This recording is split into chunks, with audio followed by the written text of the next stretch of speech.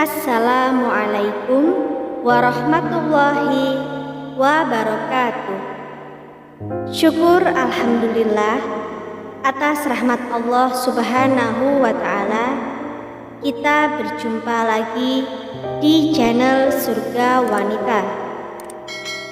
Semoga kita semua selalu dalam lindungan Allah Subhanahu wa ta'ala dan dalam keadaan sehat walafiat.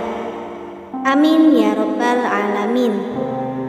Sahabatku seiman yang dirahmati oleh Allah Subhanahu wa ta'ala,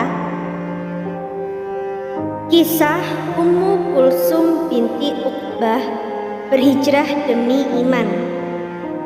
Kata hijrah beberapa tahun terakhir menjadi kata yang sangat populer di Indonesia.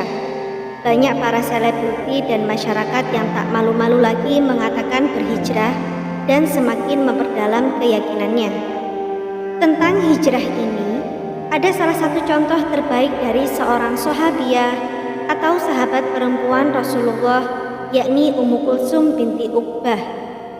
Ummu Kulsum adalah putri Uqbah bin Mu'id serta ibunya bernama Urwah binti Quraisy. Ummu Kulsum masih kerabat dari Utsman bin Affan dari pihak ibu. Ia adalah seorang perempuan yang berhijrah demi iman yang dia pegang teguh. Alkisah, ayahnya pernah diajak masuk Islam oleh Rasulullah dalam sebuah acara. Saat itu juga Uqbah bersedia masuk Islam. Hanya saja, salah seorang sahabatnya menghasut dia untuk keluar dari Islam, hingga ia berani menghina dan menyakiti Rasulullah Shallallahu Alaihi Wasallam. Atas kejahatannya, Allah membalas Uqbah dalam perang Badar hingga akhirnya ia meninggal dunia. Tak sama dengan sang ayah, anak dari Uqbah, Ummu Kulsum mengimani Rasulullah. Di antara kalangan wanita Quraisy, tidak ada seorang pun yang memiliki keberanian seperti dirinya. Ia adalah wanita yang sangat pemberani, kuat, dan tegas. Walaupun kerap kali Ummu Kulsum mendapat tekanan dan siksaan dari keluarganya karena memilih Islam. Ummu Kulsum memeluk Islam ketika berada di Makkah, namun merahasiakannya hingga Rasulullah hijrah ke Madinah. Ummu Kulsum berangkat ke Madinah setelah peristiwa perjanjian Hudaybiyah dengan berjalan kaki. Dalam perjalanan, ia sama sekali tak mengetahui rute perjalanan. Sampai ketika ada seorang laki-laki membuntutinya. Ummu Kulsum bertanya, laki-laki itu berasal dari Khaza'ah. Jawaban dari laki-laki tersebut membuatnya sedikit lega, karena Khaza'ah termasuk wilayah kekuasaan Rasulullah. Laki-laki tersebut membantu Ummu Kulsum dengan menaiki unta yang dibawa lelaki itu. Sepanjang perjalanan, keduanya tidak pernah berbicara hingga tiba di Madinah. Laki-laki itu sangat menjaga jarak dengan Ummu Kulsum. Sampai di Madinah, Ummu Kulsum bertemu dengan Ummu Salamah, salah seorang dari istri Rasulullah. Ummu Salamah mengabarkan kedatangan Ummu Kulsum kepada Rasulullah yang disambut baik. Dalam kesempatan tersebut, Ummu Kulsum meminta agar Rasulullah tidak mengembalikannya pada keluarganya di Makkah. Ia yakin keluarganya akan menyiksa dan menghalangi keinginannya memeluk Islam. Karena kejadian tersebut, maka turunlah wahyu Allah surat Al-Mumtahanah ayat 10 yang artinya, hai orang-orang yang beriman, apabila datang berhijrah kepadamu wanita yang beriman, maka hendaklah kami uji keimanan mereka. Kemudian Rasulullah menguji Ummu Kulsum dan wanita sesudahnya.